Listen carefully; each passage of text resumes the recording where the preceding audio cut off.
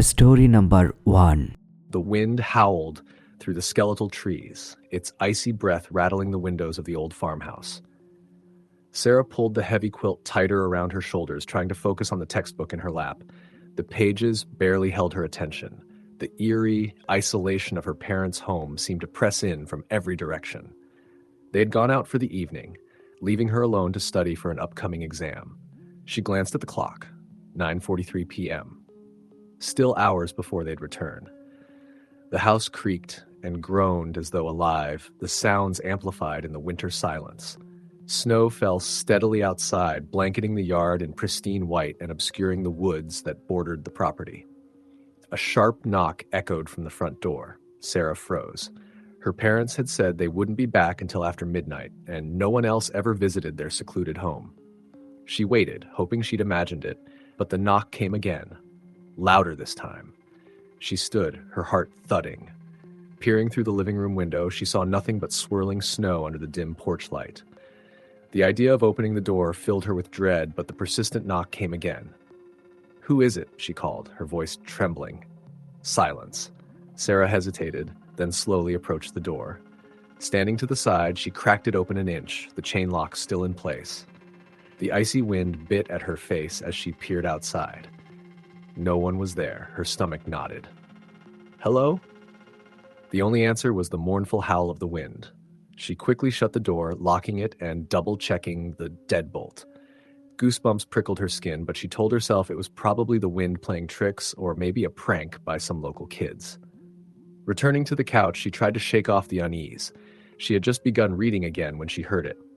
A faint scratching at the back door. Her head snapped up, adrenaline surging. The sound was faint but deliberate, like nails dragging across wood. Gripping her phone, she tiptoed toward the kitchen.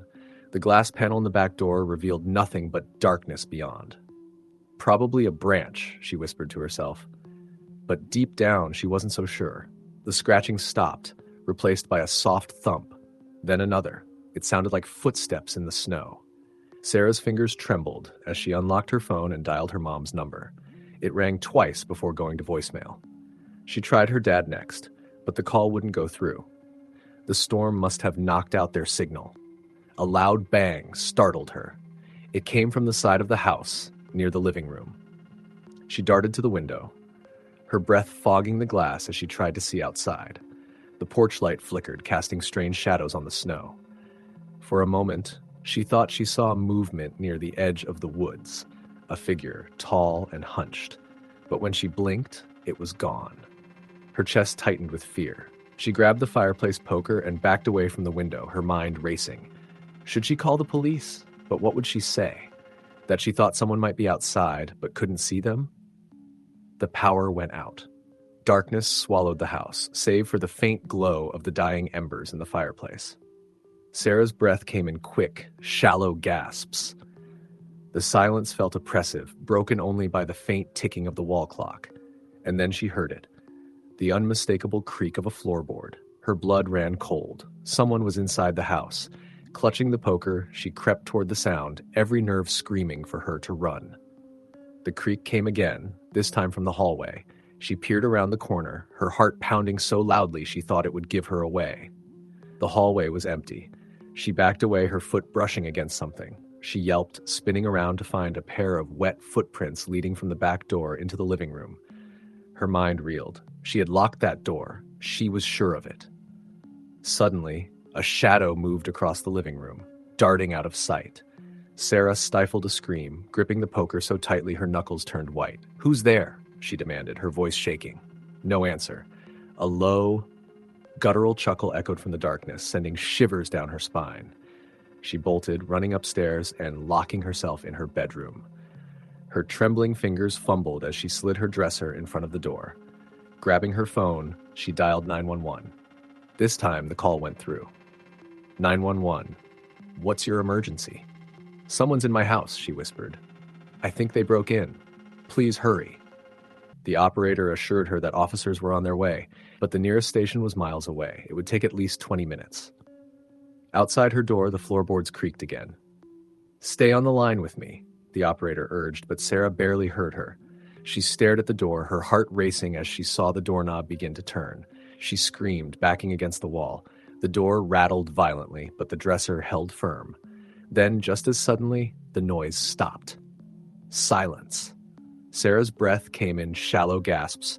She strained to hear anything, footsteps, breathing, but there was nothing. And then she heard it, a faint voice, barely above a whisper. Sarah. Her name, spoken in a raspy, chilling tone, sent her spiraling into panic. She didn't recognize the voice, but it was close, too close. Help is coming, she said aloud, trying to sound braver than she felt. You should leave now. The voice laughed, a hollow, joyless sound. Suddenly, the dresser was shoved aside with unnatural force. The door burst open, and Sarah screamed as a figure loomed in the doorway. It was tall and gaunt, its face obscured by shadows. Its eyes glinted with a malevolent light. It stepped toward her, its movements slow and deliberate, as if savoring her terror. The sound of sirens pierced the air, growing louder. The figure stopped, tilting its head as if listening. Then, in an instant, it vanished, melting into the shadows as though it had never been there. Moments later, heavy footsteps pounded up the stairs. The door flew open, and 2 police officers rushed in, their flashlights sweeping the room. Sarah burst into tears, dropping the poker. She tried to explain what had happened, but the words came out in broken fragments. The officers searched the house, finding no sign of forced entry. The only evidence was the wet footprints trailing through the snow, but they ended abruptly in the middle of the yard, as if whoever or whatever had made them had simply disappeared. The officers stayed until Sarah's parents returned, their faces pale with worry. Though she was safe, Sarah couldn't shake the feeling that the figure was still out there, watching from the shadows, waiting for another chance. The wind howled again, rattling the windows as the snow continued to fall. Story, the end. Story number 2. The snowstorm began earlier than the forecast had predicted, turning the quiet suburban neighborhood into a frozen, desolate landscape. Ella was home alone for the night, her parents having left to attend a charity gala in the city. They'd promised to be back by morning, though with the storm worsening, Ella doubted they'd make it back on time. The house felt unusually quiet, the silence broken only by the occasional creak of the wooden beams as the wind pressed against the house. She sat curled up on the couch with a blanket, watching reruns of her favorite show while her dog, Max, dozed at her feet. The soft flicker of the television provided a comforting glow, but the mounting snow outside cast strange shadows on the walls. Ella had never minded being home alone. At 17, she was responsible enough to handle herself. But tonight felt different.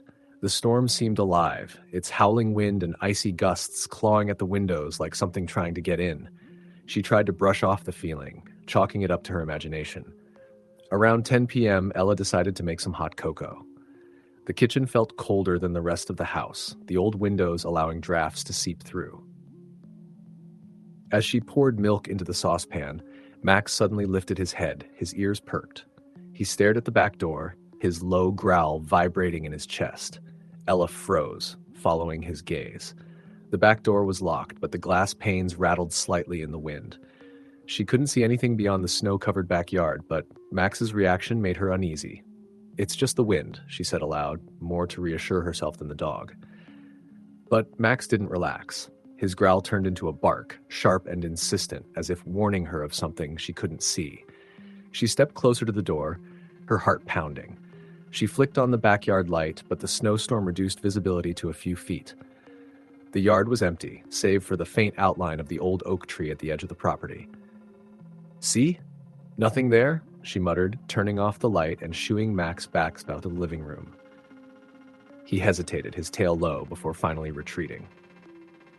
Ella finished making her cocoa and returned to the couch, determined to shake off her nerves.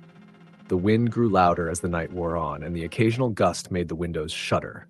Ella checked her phone. No new messages from her parents. She sighed, setting it aside. Max had curled up again but remained alert, his ears twitching at every noise.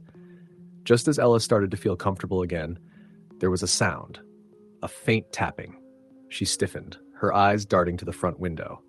The sound came again, rhythmic and deliberate. Max leapt to his feet, barking furiously at the door. Ella's stomach knotted. She muted the TV and listened. The tapping stopped, replaced by silence so heavy it pressed against her ears. She approached the door slowly, her bare feet silent on the hardwood floor. Peeking through the peephole, she saw nothing but swirling snow. "Hello?" she called out, her voice trembling. No answer. She double-checked the locks before backing away, her heart racing. It was probably just a branch or something, she told herself. The storm was playing tricks on her. But the tapping resumed, this time at the side window in the dining room. Ella's breath hitched. She grabbed her phone and flashlight, dialing her dad's number. The call went straight to voicemail. She tried her mom next. Same result. Her fingers hovered over the emergency call button, but she hesitated. What if it really was just the storm?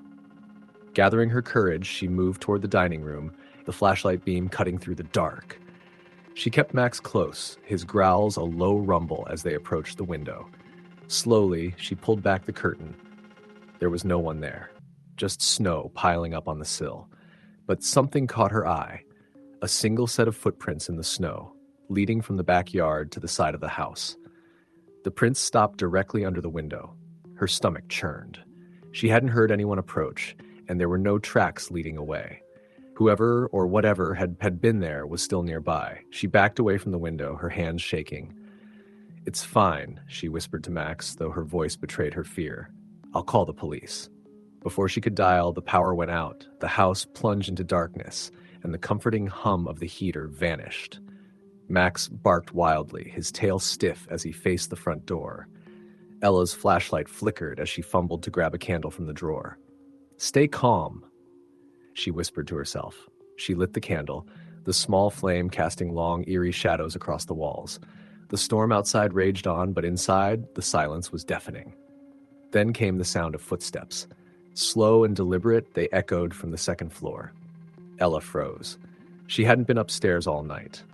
The realization hit her like a punch. Someone was inside the house. Her mind raced. She grabbed a kitchen knife and backed into the living room, Max growling protectively at her side. The footsteps continued, moving toward the staircase. Whoever it was, they weren't trying to be stealthy. "Who's there?" Ella shouted, her voice shaking. "I've called the police." The footsteps stopped. The silence stretched, heavy and oppressive. Then, from the darkness upstairs, a voice called out, a low, guttural whisper. "Ella." Her blood turned to ice. Whoever it was knew her name. She tightened her grip on the knife, her breaths coming in shallow gasps. Max barked furiously, his hackles raised. The footsteps resumed, descending the stairs with agonizing slowness. Ella couldn't move, her feet rooted to the floor. The candlelight flickered as a shadow appeared at the top of the staircase. But before she could see who or what it was, Max lunged. The dog bolted toward the stairs, snarling ferociously. Ella screamed, dropping the knife as the flashlight slipped from her grip. She scooped it up and pointed it at the stairs. There was nothing there, no shadow, no figure. Max barked at the empty space, his teeth bared, but whatever had been there was gone. Ella didn't wait to find out what would happen next. She grabbed Max's collar and bolted for the front door, yanking it open and running to the freezing snow. She sprinted to the neighbor's house, her bare feet numb and her lungs burning. She pounded on their door until they answered, their confused faces turning to concern as she babbled about someone being in her house. The neighbors called the police, who arrived 20 minutes later. The storm had calmed, leaving an eerie stillness in its wake. The officers searched the house from top to bottom, but found no one. There were no signs of forced entry, and the footprints outside had been almost completely covered by the falling snow. Ella's parents returned the next morning, their faces pale with worry as she recounted the night's events. They assured her she'd imagined it, that the storm and her nerves had gotten the better of her. But Ella knew what she'd heard, what she'd seen. And in the weeks that followed, she couldn't shake the feeling that she was still being watched. Story. The end. Story number 3. The storm had begun early in the evening. It was the kind of storm that blankets everything in a thick layer of white, muffling the world and making it feel distant, isolated. The wind was fierce, howling around the house, sending the snow in all directions. It was beautiful in its own way, but also eerie. Sarah sat in her living room, watching the swirling snow through the windows of her family's cabin. Her parents had gone on a weekend trip to visit her aunt. They had left just after lunch, leaving Sarah, a 17-year-old high school senior, to study for exams in peace. She didn't mind being alone. In fact, she enjoyed the solitude. The house, a secluded cabin about an hour from the nearest town, was large and quiet. Surrounded by thick woods, it always felt like she was in her own little world, far away from everything.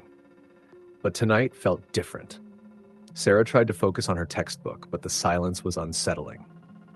The wind rattled the windows and made the house groan, but it was the absence of any other noise that unsettled her. There were no neighbors for miles, no passing cars, only the endless howl of the storm. She glanced at the clock, 10:30 p.m. She hadn't heard from her parents since they left, and she had no reason to think anything was wrong. They'd texted her when they arrived at their destination, and everything seemed fine. Still, a strange feeling gnawed at her stomach. She stood up and went to the kitchen to make a cup of tea, hoping it would calm her nerves. As she filled the kettle, a loud thump came from the back of the house. The noise echoed through the walls, followed by a scraping sound that made her freeze mid-step. It sounded like someone was dragging something heavy across the floor. Her heart skipped a beat. There was no one else here. She was sure of it. She set the kettle down and moved slowly toward the hallway, her footsteps muffled by the thick carpet. The noise had stopped, but Sarah couldn't shake the feeling that someone was in the house. She checked the back door and found it securely locked. The windows, too, were shut tight. No signs of anyone outside. She walked through the house, checking each room. Everything was normal: dusty furniture, the smell of old wood, and the warm glow of the lamps. But the more she walked, the more paranoid she felt. Every shadow seemed darker, every creak of the floorboards louder. She stopped and listened, hoping to hear something, anything that would explain the noise. But there was nothing. Suddenly, her phone buzzed, breaking the silence. It was a message from her mom. "Everything okay, sweetie? How's the storm?" Relieved to hear from her, Sarah quickly replied, "Yeah, just a little freaked out. It's so quiet here, and I heard a weird noise a minute ago." A few seconds passed, then another message came through. "Make sure all the doors and windows are locked tight. Don't open up for anyone. We're thinking of you." Sarah smiled at her mom's caring words, but that gnawing feeling didn't go away.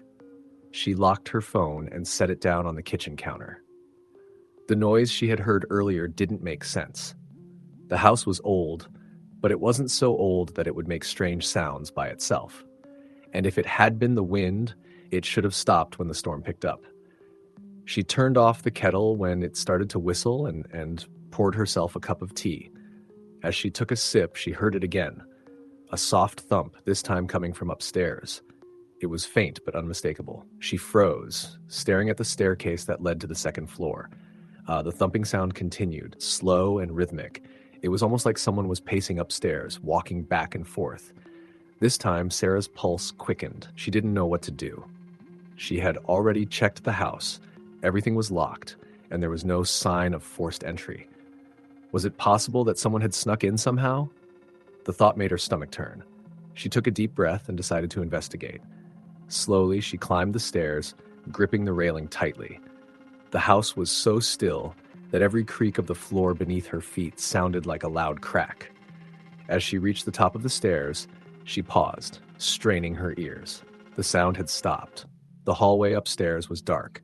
Sarah flicked on the light switch, illuminating the hallway and the doors of the 3 bedrooms. The door at the far end of the hall was slightly ajar, just enough to make her feel uneasy. The thumping started again, only this time it was closer, just behind the door. Sarah's breath hitched. She stood frozen, unable to move or speak. The sound continued, steady and deliberate. Someone was in the room. Her mind raced, trying to process what to do. Should she call the police? Should she run out the door into the storm? She was alone. She didn't have a weapon. The idea of confronting whoever, or whatever, was in the room filled her with dread. But something in her snapped. She wasn't about to let fear control her. She had to know what was going on. With trembling hands, she pushed the door open just a crack. The room inside was dark, but she could make out the faint outline of a figure. It was sitting in the corner, facing the wall, rocking back and forth. The thumping sound continued. It was the sound of this figure's head hitting the wall. Sarah's blood ran cold. She didn't know who this was or what they wanted, but she couldn't stay there. She closed the door as quietly as possible and backed away from it. Her heart was pounding in her chest, and her mind raced. She had to get out of there. Sarah ran back down the stairs, her feet pounding against the wooden steps. She grabbed her phone, dialed her mom, and frantically pressed the phone to her ear. The call went straight to voicemail. "Mom," she cried into the phone. "Please, call me back. There's someone in the house. I don't know what to do." She hung up, her hands shaking. Her mind raced through every option. She could run outside into the snow, but the wind was violent, and she would never make it to the neighbor's house in time. She had to wait, hope that her parents would call back or that the person upstairs would leave. Just as she was about to move toward the front door to check for any sign of safety, she heard a voice, soft, barely above a whisper, coming from the direction of the stairs. "I know you're down there," it said. "You can't hide."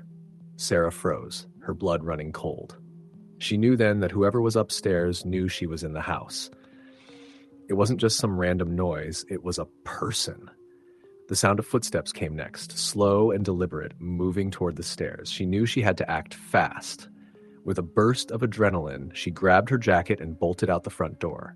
The cold hit her like a wall, but she didn't care. She ran through the snow, her boots slipping on the icy ground, but she didn't stop. Behind her, the storm raged, the house dark and silent except for the faint echo of footsteps following her. But she couldn't look back. Not yet. She ran until she reached the neighbor's house, her breath coming in sharp gasps. She pounded on the door, desperate for help. After what felt like an eternity, the door opened. "Sarah, what's going on?" her neighbor, Mrs. Green, asked, her face filled with concern. "There's someone in my house," Sarah gasped, her voice shaky. "Please call the police." Mrs. Green immediately picked up the phone, and Sarah stood there in the snow, trying to calm herself as she heard the faint sound of sirens in the distance. The footsteps had stopped, but she knew, deep down, that whatever had been in her house wasn't gone. Not yet. Story the end. Story number 4. It had been a long week for Emma. Her parents were out of town on a business trip, leaving her alone in their house in the remote countryside. It wasn't the first time, but there was something about this time that felt different. Maybe it was the snowstorm that had rolled in earlier in the day, or the feeling of isolation that had settled over her like a thick fog. She sat on the couch, wrapped in a blanket, trying to distract herself with a book. The wind howled outside, rattling the windows, but she barely noticed. The house was old, creaky, and drafty, but it was also comforting. It was a place full of memories, a place where she had grown up. Even now, with her parents gone, the familiar creaks of the old wood and the ticking of the clock on the wall brought her some comfort. The clock struck 10 p.m., and Emma set her book down. She'd been studying all day, and her eyes were starting to feel heavy. She stood up to stretch and glanced out the window. The storm had intensified, and the snow was falling thick and fast, obscuring the view of the woods behind the house. She knew she'd have to shovel the driveway in the morning, but for now, she was content to stay inside, warm and safe. Her phone buzzed in her pocket. It was a message from her mom, checking in. "How are you doing? Everything okay?" Emma quickly typed back, reassuring her that everything was fine. The house was quiet, the kind of silence that only comes in the middle of a snowstorm. There were no other houses nearby, no neighbors to check in on her. She had always liked the solitude, but tonight it felt unsettling. She put her phone down and turned the lights off, preparing for bed. The storm was really picking up now, and the wind outside made the house groan and shudder. Emma felt a chill creep down her spine, but she brushed it off. It was just the wind. As she climbed into bed, the feeling of unease intensified. She pulled the blankets up to her chin and tried to focus on her breathing, but something wasn't right. The house felt too quiet, the kind of quiet that made every creak and groan seem amplified. Then she heard it. A faint scratching sound. It was so soft, she almost thought she imagined it. But then it came again, slightly louder this time, coming from downstairs. She froze, holding her breath, straining to hear. It was unmistakable now. The sound of something, or someone, scraping against the door. She felt her heart begin to race, her mind racing through every possible explanation. It could be an animal, maybe a raccoon, or a stray dog. It wasn't uncommon for animals to wander into the yard during storms, but something about the sound didn't fit. She slid out of bed, careful not to make a sound, and crept toward the stairs. She stood at the top for a moment, listening. The house was still and silent again, the scratching having stopped as suddenly as it had started. Emma's hand shook as she reached for the banister. She was being paranoid, she told herself. It was probably just the wind or the house settling. But then the sound came again, this time louder, more deliberate. There was no mistaking it now. It was coming from the back door. Her pulse quickened as she slowly descended the stairs, her eyes flicking nervously to every shadow in the dark house. She reached the kitchen and stood in the doorway, staring at the back door. The lock was still in place, the bolt securely fastened. The scratching continued, persistent and rhythmic, as if someone was trying to get in. She turned to the phone on the kitchen counter and grabbed it, her hands trembling as she dialed her parents' number. It rang several times, but there was no answer. The line cut off, and she was left staring at the phone in disbelief. She tried again, her fingers fumbling over the keys, but the call wouldn't go through. The wind howled louder now, almost drowning out the scratching sound. She couldn't ignore it any longer. She had to check. Grabbing a kitchen knife from the drawer, she carefully made her way to the back door. Her heart thudded in her chest as she reached for the door handle. The scratching stopped. A silence fell over the house, a silence so thick and suffocating that Emma's breath caught in her throat. She stood there, frozen, knife in hand, as her eyes scanned the yard through the frosted window. Nothing. There was no one there. The snow had covered the ground outside, leaving behind a pristine blanket of white. No footprints, no sign of anyone. But the scratching had been real. She knew it. She backed away from the door, still clutching the knife. Her mind raced. Should she call the police?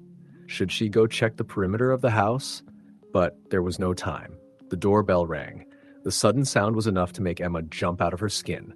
She stood there for a moment, unable to move, her mind struggling to process what was happening. Who would be at the door at this hour, in the middle of a snowstorm? The doorbell rang again, and this time, Emma could hear the sound of someone calling her name, faint and distant, as if carried by the wind. Her knees felt weak, and her stomach churned. Emma. The voice was low and strained, almost a whisper, but she could hear it clearly. Let me in. Her blood ran cold. It wasn't her parents. It wasn't anyone she recognized. The voice was wrong in a way that made her skin crawl. She backed away from the door, her breath shallow and quick. The voice continued, more insistent now. Emma, let me in. I need your help. She stood there, paralyzed with fear. Her mind was racing. What should she do? Should she run upstairs and lock herself in her room? Should she hide? Should she confront whoever, or whatever, was outside? Before she could make up her mind, the door rattled violently. The sound of fists pounding against the wood made her jump out of her skin. Her heart pounded in her chest as she ran toward the back of the house, her hand still clutching the knife. As she entered the living room, she glanced out the window. There, standing at the edge of the yard, was a figure. A man, tall and hunched, his face hidden beneath the hood of his jacket. He stood perfectly still, staring at the house with unblinking eyes. Emma could feel his gaze on her, even though she couldn't see his face. Then, without warning, the figure turned and disappeared into the storm, vanishing as quickly as he had appeared. The house was quiet again. Emma didn't wait another second. She ran to the front door, locked it, and bolted every window she could find. Her phone buzzed in her pocket again, and this time, when she looked at the screen, it was a message from her mother. Everything okay? We're on our way home. We'll be there in a few hours. But Emma didn't feel safe anymore. She stayed up all night, clutching the knife and staring at the windows. She didn't dare go back to sleep, not with that voice still echoing in her mind. By the time her parents returned the next morning, the storm had passed and everything was still. The snow outside had covered all signs of the previous night's events. Emma never spoke of what happened, but from that night on, she couldn't shake the feeling that someone or something was always watching her from the darkness outside. Story the end. Story number 5. The snowstorm had rolled in fast, blanketing the streets and rooftops in a thick, blinding white. I'd spent most of the evening curled up on the couch, the glow of the television illuminating the living room as the storm raged outside. My parents were out for the night, attending a holiday party in the next town over. They'd hesitated to leave me home alone, but I was 17, and I'd assured them I'd be fine. By 9 p.m., the house had settled into an eerie silence, the muffled howl of the wind outside the only sound breaking through. I tried to focus on the movie playing on the screen, but a strange unease had crept in, prickling the back of my neck. The kind of feeling you get when you're being watched. I shook it off as paranoia. The storm had knocked out the Wi-Fi earlier, leaving me disconnected from the world outside. I'd texted my parents to let them know and was met with a reassuring reply, "Be safe. We'll be home late." Don't worry. I wasn't worried, at least not at first. But then, as I switched to another movie, I heard it. The faint sound of footsteps outside. At first, I thought it was just the snow sliding off the roof or maybe a stray branch scraping against the house. But the sound came again, distinct and deliberate, crunching in the snow just beyond the living room window. I muted the TV and held my breath, straining to listen. The sound stopped. The silence that followed was heavier than before, pressing against my ears. I stared at the window, but the thick layer of frost obscured anything beyond it. I told myself it was probably an animal, a stray dog or a deer, maybe. I even tried to laugh at how quickly I jumped to conclusions. But deep down, I couldn't shake the uneasy feeling. My gaze darted toward the back door, just to be sure it was locked. I got up to check. The kitchen was dark, the only light coming from the dim glow of the oven clock. I double-checked the deadbolt on the back door, even twisting the knob to make sure it wouldn't budge. Satisfied, I turned back toward the living room. And that's when I heard it again. This time, the sound came from the front porch. A slow, deliberate creak of the wooden steps under weight. My blood ran cold as I froze in place, every nerve in my body screaming for me to move, but I couldn't. The porch light was off, and I cursed myself for not turning it on earlier. Whoever or whatever was outside would be invisible in the darkness. I grabbed my phone, realizing my heart was pounding in my chest, and turned on the flashlight. The beam wavered as my hand trembled, and I slowly made my way to the front door. I peered through the peephole, but the frost on the glass obscured my view. All I could see was a faint shadow, tall and unmoving. "Hello?" I called out, my voice breaking slightly. The shadow didn't respond, didn't move. My stomach twisted with fear, and I backed away from the door. The creaking on the porch stopped.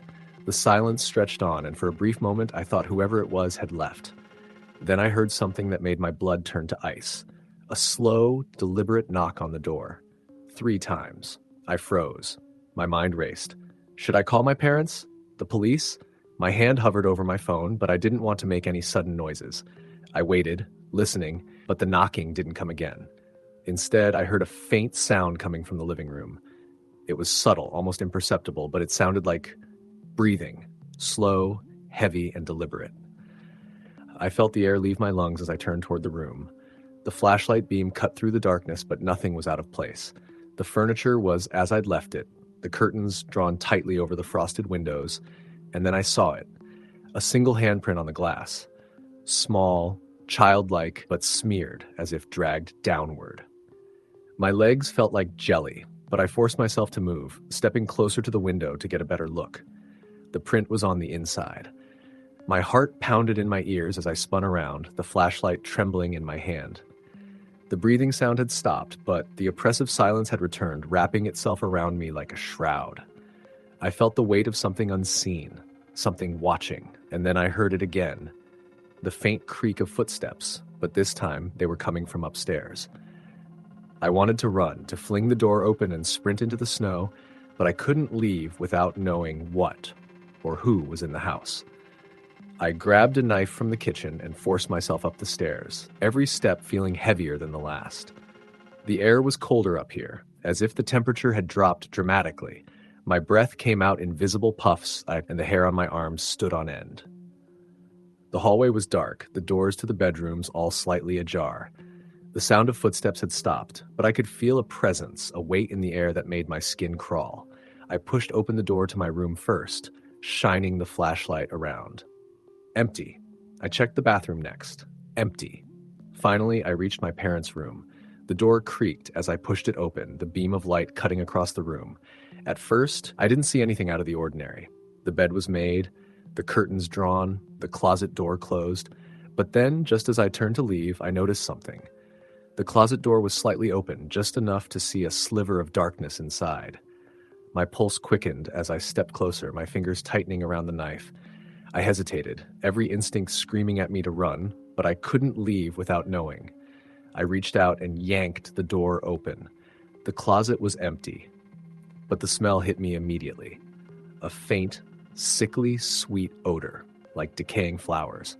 My stomach churned as I backed away, the flashlight trembling in my hand. That's when I noticed something on the floor, a single, wet footprint. Too small to belong to an adult, leading out of the room and back toward the stairs. My heart hammered as I followed the trail, my breathing shallow and rapid. The footprint stopped at the top of the stairs, but the faint sound of footsteps continued, moving down toward the living room. I crept back down, the knife held tightly in one hand and the flashlight in the other.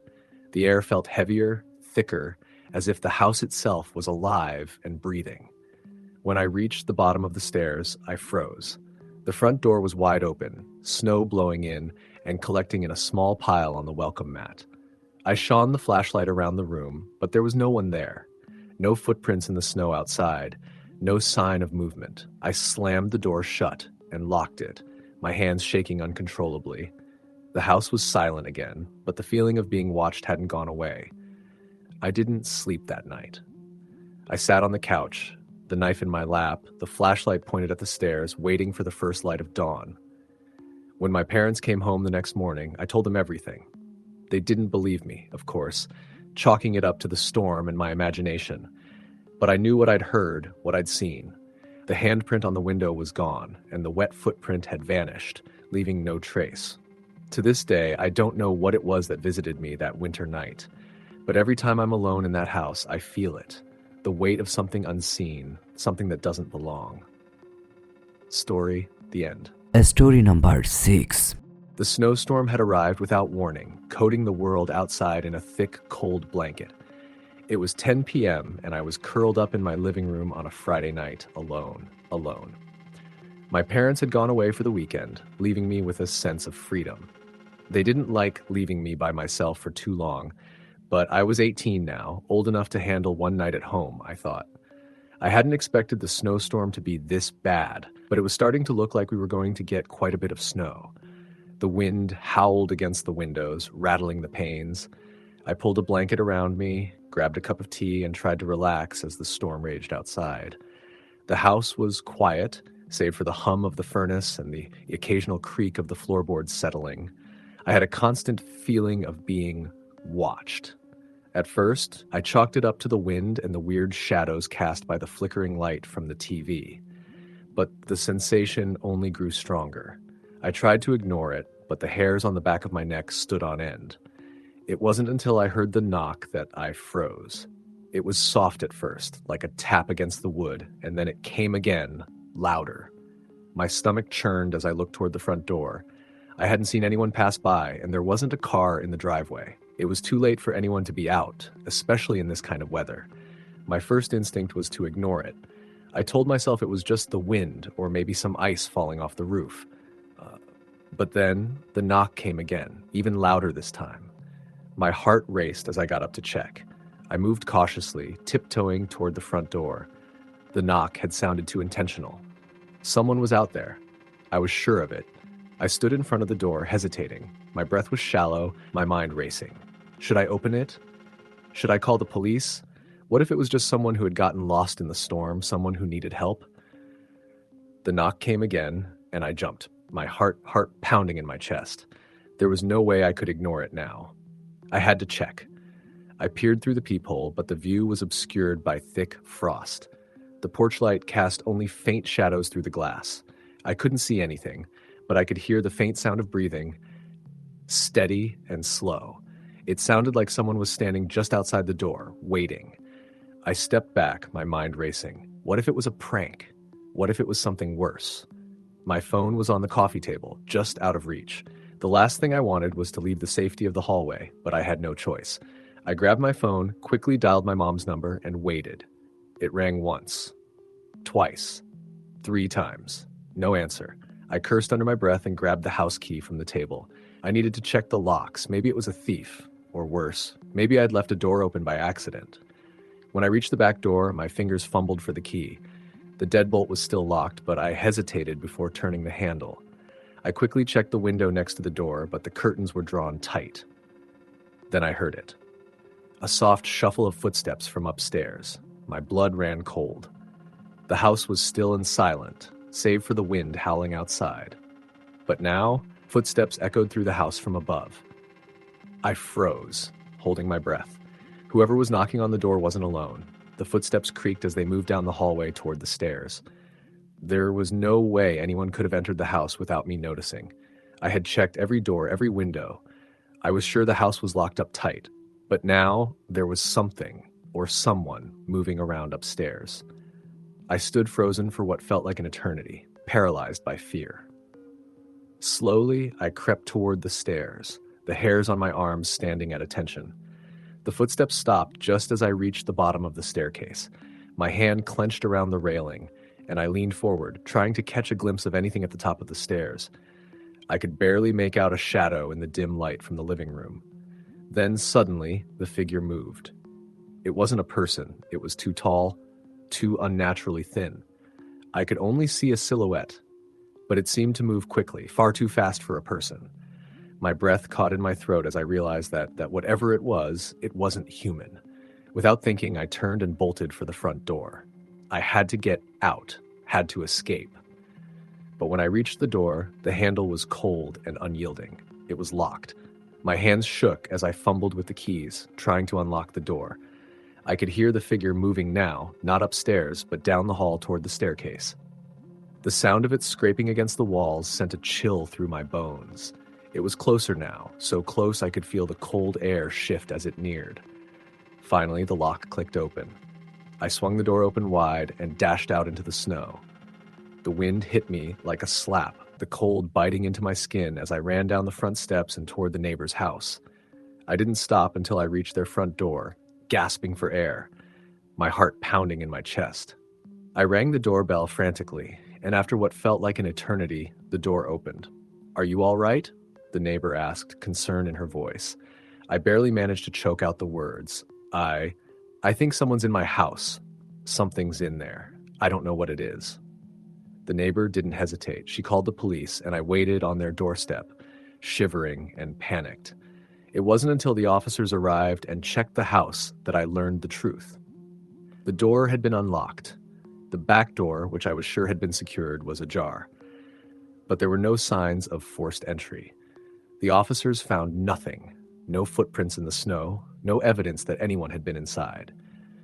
When my parents returned the next day, they tried to convince me that it was just my imagination, that I'd gotten too scared and panicked.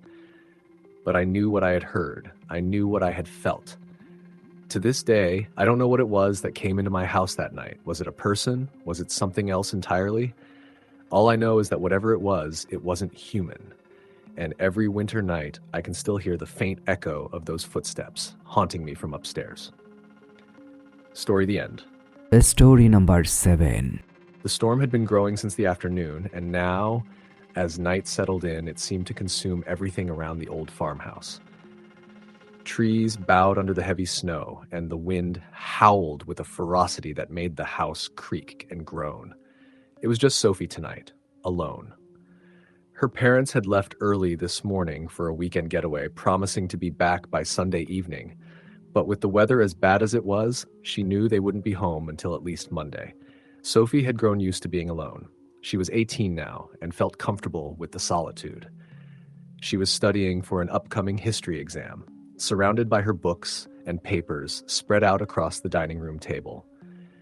The only light in the room came from a single lamp by her side and the orange glow of the fireplace in the next room. The power had flickered a few times, but the lights hadn't gone out yet, much to her relief. It wasn't until the clock struck 11 p.m. that Sophie began to feel the weight of the silence pressing in on her. She'd been at her work for hours, her eyes tired from reading, but the stillness of the house seemed unnerving. Every little sound was amplified by the quiet. The ticking of the clock on the wall, the rustling of pages as she turned them, the soft popping of the logs in the fire. She stood, stretched, and glanced out the window. Snow was still coming down in thick, heavy sheets, blanketing the yard and the trees that surrounded the house.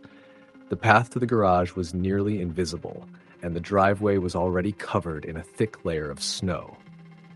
A sense of isolation, not unusual for the rural setting, crept over her.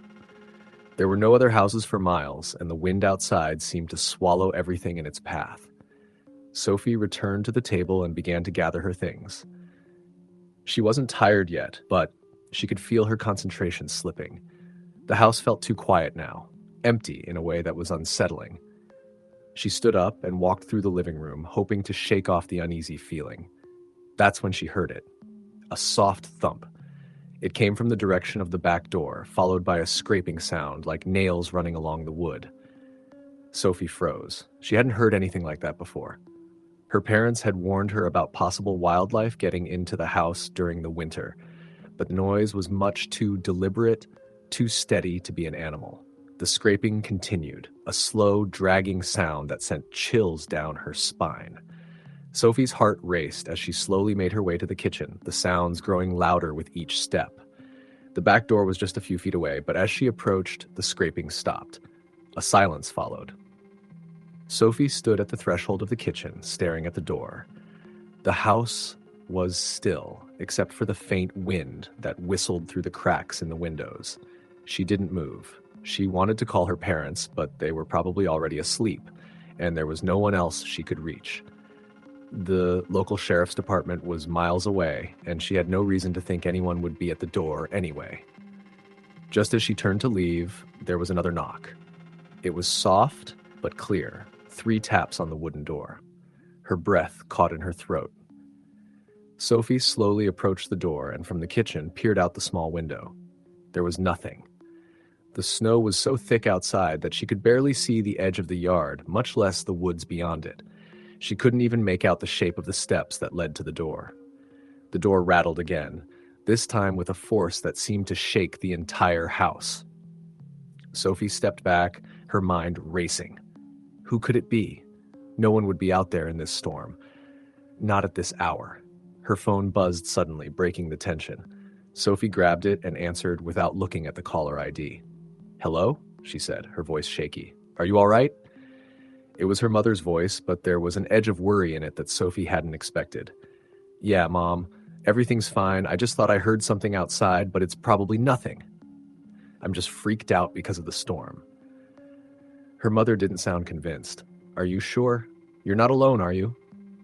Sophie glanced toward the back door again, her stomach sinking. "Yeah, I'm sure. It's just the wind or something." "I don't like it," her mom replied. "If anything feels wrong, don't hesitate to call the police. You're in the middle of nowhere out there. Just stay inside and lock up." Sophie nodded, even though her mom couldn't see her. "I will." "Thanks. Love you." After the call ended, Sophie felt slightly better. But as she hung up, she realized the house felt even quieter. The wind outside had picked up, but the rattling at the door had stopped. She stood for a long time, staring at the back door, before she finally turned and headed up the stairs to her room. The sounds of the storm, the creaking of the house, and the quiet thump of her footsteps were the only sounds that filled the silence. She closed the door to her room and locked it behind her. Just as she climbed into bed, she heard a faint noise, this time from downstairs. A shuffling sound. Footsteps. Sophie sat up in bed, her breath coming in shallow gasps. Was it someone in the house?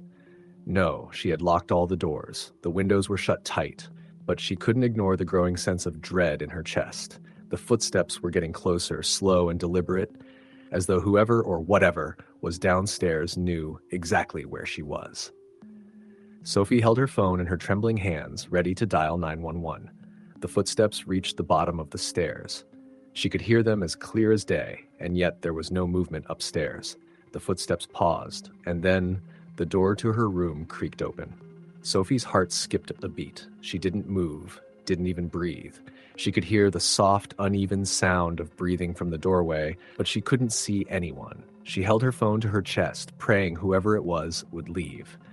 The seconds dragged by like hours. The person didn't move, and the house was so still that Sophie could hear the clock on her dresser ticking, echoing in her ears. Finally, after what felt like an eternity, the door creaked shut and the footsteps retreated. Sophie didn't wait a second longer. She jumped out of bed, ran to the window, and looked outside. Nothing. No one. Just the snow falling in thick, heavy sheets. Sophie grabbed her phone, frantically dialed her mother, and the call went straight to voicemail. She tried again, but the call wouldn't go through. With no other options, she dialed the police. The line rang for what seemed like an eternity before a tired voice answered. "Sheriff's office. How can I help you?"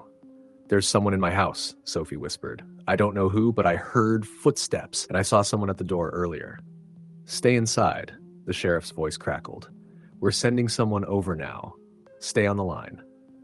Sophie didn't say anything as she slowly backed into her closet, trying to control her breathing. Her mind raced as she heard the storm howling outside, her only connection to the outside world, the phone in her hand. Minutes passed. Sophie counted the seconds in her head, waiting for the sirens. The storm was so fierce, she could barely hear anything beyond the wind, and then she heard the knock again. Story the end. Story number 8. The wind outside was furious, howling through the trees, snapping branches and carrying snow into the air like thick swirling clouds. Inside the house, it was warm and quiet, save for the occasional crackling of the fireplace. Emily sat on the couch, wrapped in a thick blanket, her laptop open in front of her. She'd been studying for exams for what felt like hours, but the storm had made her mind wander. Her parents were out of town for the weekend, leaving her alone in the large house on the outskirts of town. It wasn't the first time, but something about the wind tonight felt different, more menacing. The house was old, creaky in some places, and it always seemed to groan and settle as if it had a life of its own. Emily had always enjoyed the solitude. She liked the space and the quiet, but tonight every sound seemed amplified. It wasn't just the storm. It felt like someone was watching her. She shook the thought away. It was ridiculous, she told herself. She was just being paranoid. The house was empty, and there was no one around for miles. Her closest neighbors lived half a mile down the road, and she hadn't seen anyone since her parents left in the morning. She glanced out the window. The snow had been falling steadily all evening, and the world outside had disappeared beneath a thick layer of white. There was no sign of life beyond the boundary of her yard. The trees were barely visible, their limbs swaying in the wind, casting eerie shadows on the snow-covered ground. Her phone buzzed on the coffee table, startling her. It was a message from her mom. "Hey, sweetie, how's everything going?" "How's the storm?" Emily typed back quickly, trying to keep her mind occupied. "It's fine. Just studying and staying warm. The storm is getting worse, though. Make sure the doors are locked tight. Don't open the door for anyone, even if they say it's us. We won't be back until late tomorrow." "I know, Mom. I'm fine. Don't worry." She set the phone down and turned her attention back to the laptop, but the unsettling feeling lingered. Every now and then she could have sworn she heard a faint sound, scraping like someone dragging something across the floor or the wall. She dismissed it as the wind rattling the house or maybe an animal scurrying along the outside. But then the noise came again. Louder this time, a scrape, then a tap, then another. She froze. Her pulse quickened. The noise was coming from the back door. Emily stood up slowly, her legs shaky. Her breath was shallow as she made her way toward the kitchen. The back door was the only way into the house that wasn't secured by a gate or fence. She knew it was locked, but the sound was unmistakable. Someone was at the door. She stood in the doorway of the kitchen, looking at the back door. The wind howled outside and the snow had accumulated around the bottom of the door. Nothing seemed out of place. Then there was another noise, followed by a loud thud that made her jump. It sounded like someone had slammed their fist against the door. Her heart pounded. She backed away from the door and grabbed her phone, hands trembling as she dialed her mom. The line rang several times before going to voicemail. "Mom, I think someone's outside. I heard noises at the back door. Please call me when you can. I'm scared." She hung up, staring at the phone in her hand. The house was silent again, except for the relentless wind. But she couldn't shake the feeling that someone was still out there, waiting. Her thoughts raced. Should she call the police? Should she check the door again? She didn't want to go outside, not with the storm raging, but she couldn't just sit there, not knowing what was happening. She decided to check the door one more time. This time, she grabbed a kitchen knife from the drawer, the cold steel a small comfort in her shaking hands. As she approached the back door, the scraping sound returned, faint but still present. Her breath caught in her throat as she reached for the handle. She turned it slowly, but the door didn't open. It was still locked. The scraping stopped. She stood there for a moment, listening to the wind and the eerie silence that had settled over the house. She hesitated, then opened the door just a crack. The gust of wind rushed in, blowing the snow across the kitchen floor. There was no one outside. But something wasn't right. The snow around the door was disturbed, as though someone had recently been there, their footprints leading toward the woods beyond the house. They were fresh, clearly visible against the untouched white ground. Her mind raced. Could it have been a neighbor? No. No one lived close enough for them to be out there in this storm.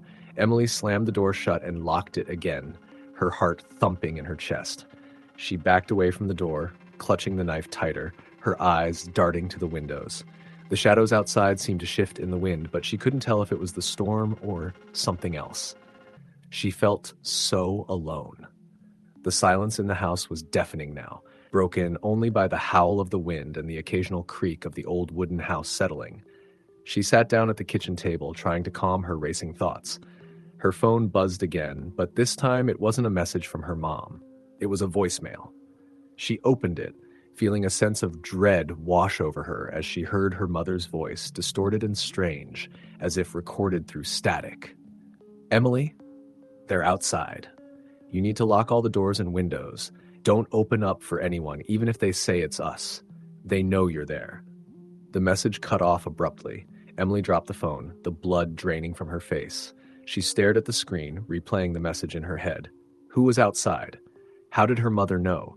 She hadn't said anything to her about hearing anything outside. Had she? Her mind reeled, the paranoia setting in. Was it a prank? A wrong number? Or something far worse? The wind outside picked up again, but this time she thought she heard something else. Footsteps. Light and deliberate. Slow, steady crunches in the snow, coming closer and closer. Her breath caught in her throat as she looked toward the back door once more, her eyes scanning every corner of the house. The shadows outside the windows seemed to move, taking on shapes that didn't belong. Someone was definitely outside. There was no more denying it. She could feel it in her bones. She grabbed her phone again and dialed 911, but before she could say anything, the call dropped. She tried again, but the signal was dead. Suddenly, the doorbell rang. Emily's heart skipped a beat, and she froze, staring at the door. Her hand trembled around the knife as she took a step back, her eyes darting to the windows. She could see no one through the frosted glass. The doorbell rang again. This time, it was followed by a voice. Low and hollow, it echoed from the other side. "Let me in. I need your help." Her blood ran cold. The voice was unfamiliar, but there was something deeply wrong about it. Something about the way it called her name made her stomach churn. The voice came again, more insistent this time. "Let me in. I know you're there." "There." Emily's legs shook as she backed into the hallway, her mind screaming at her to leave, to run, but her body refused to move. Her phone was dead. There was no escape. Then, as suddenly as it had started, the voice stopped. The doorbell rang one last time, and the house went silent again, but Emily knew. She knew that whatever had been outside was still there, watching her, waiting. Story the end. Story number 9. The house was quiet. Too quiet. The kind of silence that feels unnatural, as if the world outside has paused to hold its breath. Snow fell steadily outside, blanketing the neighborhood in a cold, muffled stillness.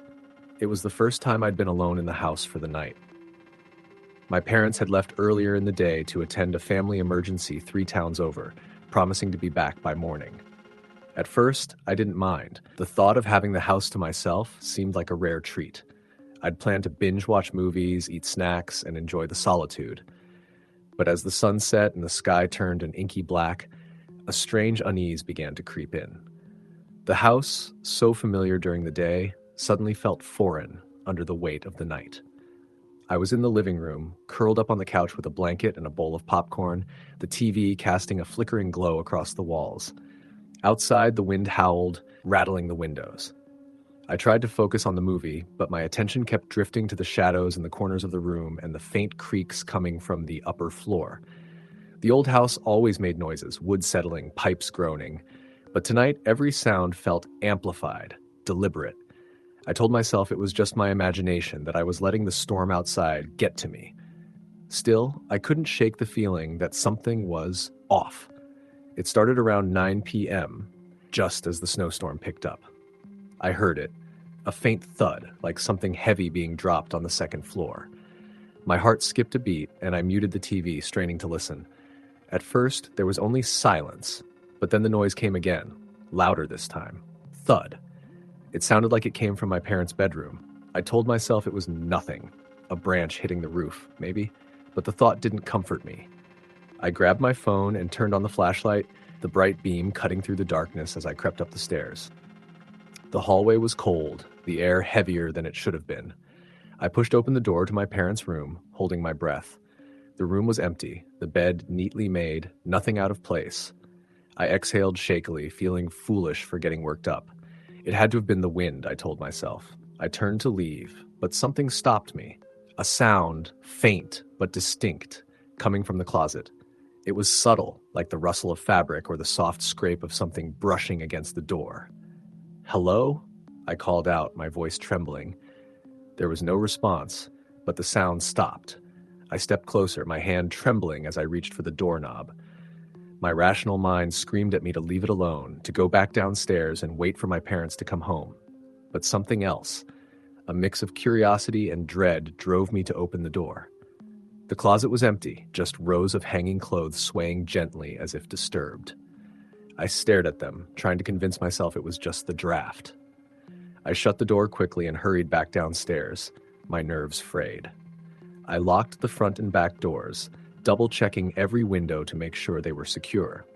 By the time I returned to the living room, my popcorn had gone cold, and the TV felt more like background noise than a distraction. I kept glancing at the stairs, half expecting to see something or someone emerge from the shadows. Around midnight, the power went out. The sudden darkness was suffocating, the storm outside howling louder than ever.